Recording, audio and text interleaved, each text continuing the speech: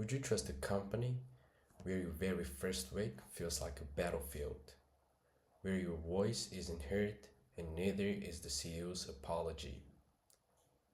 Welcome to the hiding cracks beneath the Optus brand. A story not about the customer, but about the people behind the counter. As you can see, I work for Optus company currently. But when the 2022 crisis hit, I wasn't there yet. But I spoke to the colleagues who were. They told me that the hardest part wasn't just facing angry customers, it was internally. No one said, "Are you okay?" The sales spoke to the media, but never to the team. The silence still echoes. Nine claims.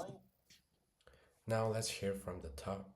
This is how Optus leadership responded to the cyber attack that exposed the data of millions. One of its IT staff inadvertently allowed cyber criminals to steal the personal information of millions of customers. The telco's boss has made a tearful apology for the breach, which is now the focus of a criminal investigation. Sophie Walsh has the details. Optus says the personal data of up to 9.8 million customers has been compromised in this sophisticated cyber attack. So what's been stolen? Customer ID documents dating back 6 years, which include names, dates of birth, phone numbers, email addresses, license and passport numbers. The good news is no passwords or bank details were stolen, but customers are being urged to stay vigilant. There are simple steps to increase your security. Change your passwords, add two-factor authentication, monitor bank accounts regularly, be very sceptical of unknown callers, and sign up to a free credit service. Any drop in your credit rating should be cause for concern. Optus says this is an unprecedented attack. A criminal investigation is underway. The pressure of such a huge data breach weighing heavy on the company's CEO today. I'm angry that there are people out there that want to do this to our customers. I'm disappointed that we couldn't have prevented it, and I'm very sorry and apologetic. It should not have happened. So what happens now? Well, over the next few days, Optus will contact every single customer, whether or not your data has been breached. Importantly, the telco won't be sending any links via email or text message. So if you get one, don't click on it. It could be a scam.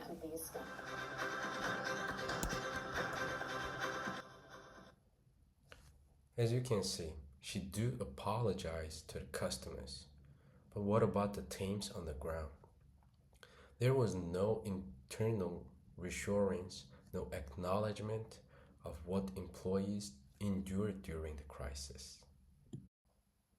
On paper, Optus value its people.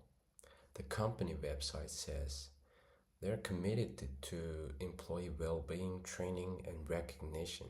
Phrases like "our people are the greatest asset" are everywhere. But in practice, there is no limit on wording, no regard feedback loops, no system to report burnout or stress. What's promised and what's practiced don't match. And that mismatch becomes mistrust.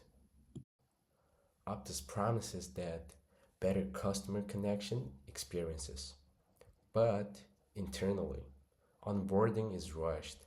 Just today in many stores, we learn system, but not real-world scenarios. No refund policies, no acceleration pauses, no role plays. This isn't just efficient, it's actually risky.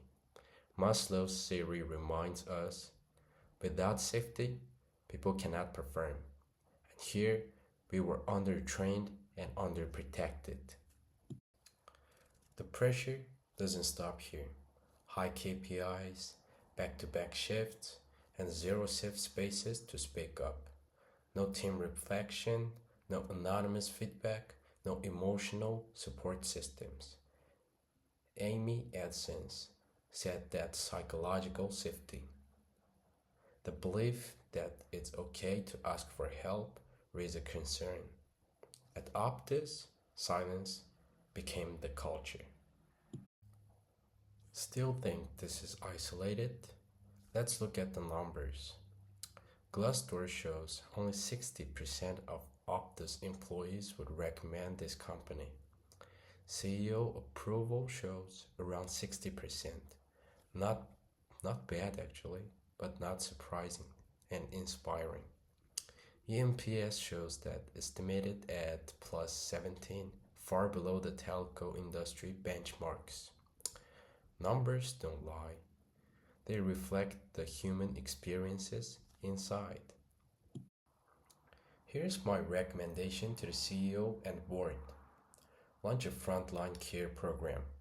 Not just training fix, but a cultural reset. It's including 3 parts.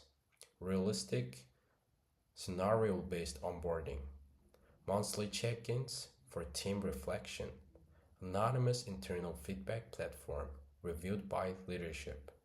This isn't expensive, but it's priceless for moral. Optus has the brand, the tech, the reach.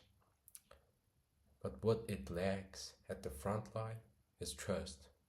And trust begins with how you treat your people. Because no apology, no campaign, no KPI can replace one simple truth. Your employee are not your cost. They are the first touch point of trust. They are your connection.